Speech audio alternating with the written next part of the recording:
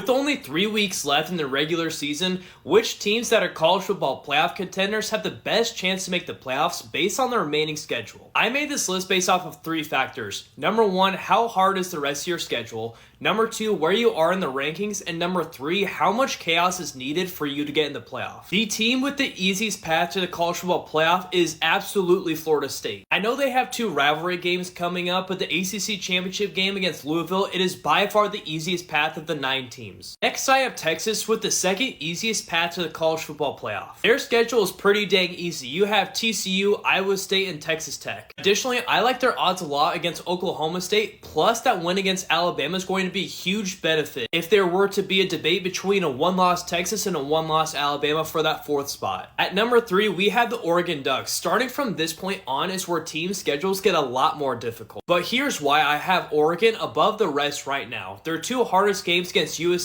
and Oregon State are both going to be at home, and they will have the opportunity to avenge their loss against Washington in the Pac-12 championship. So I mean, if all goes well, Oregon really controls their own destiny here. At number 4, I have Ohio State with the 4th easiest position to get to the college football playoff. They have already won 2 of their 3 hardest games against Notre Dame and Penn State with only Michigan to go. No disrespect to Michigan State and Minnesota, but if they win out, they are in no matter what. I just knocked them a few spots below Texas and Oregon, for example, because that Michigan game is much harder than those team schedules. At number 5, I'm going with Alabama here. They have no remaining top 25 games left this season against Kentucky, Chattanooga, and Auburn, and I think we're heading towards a massive collision in the SEC championship game between Alabama and Georgia. This is where we start to see some chaos needed, though. I think Alabama would need Texas to lose at least 1 more game to for sure guarantee they have a spot in the college football playoff. And although Washington is undefeated, I have Washington as the 6th best position to make the college football playoff. The tough thing here is that the committee doesn't even have them in the top 4, so there is really no margin for error already for Washington. And they debatably have the 3 hardest games of any team left. They host Utah,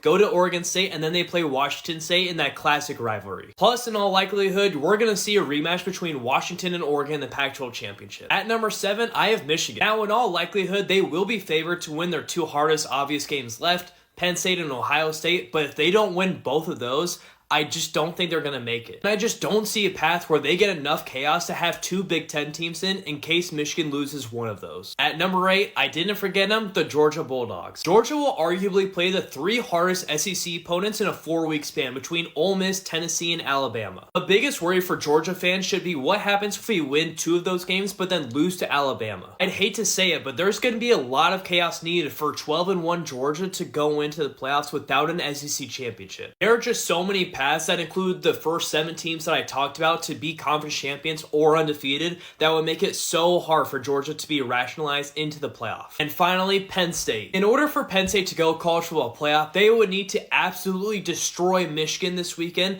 plus have some luck getting to the Big Ten championship with some tiebreakers, and then hope for some chaos. I just don't see the path for Penn State here. You would think that a lot of these teams control their own destiny to make the college football playoff, but what we're going to see is a lot of teams that are going to have an insane finish for the season.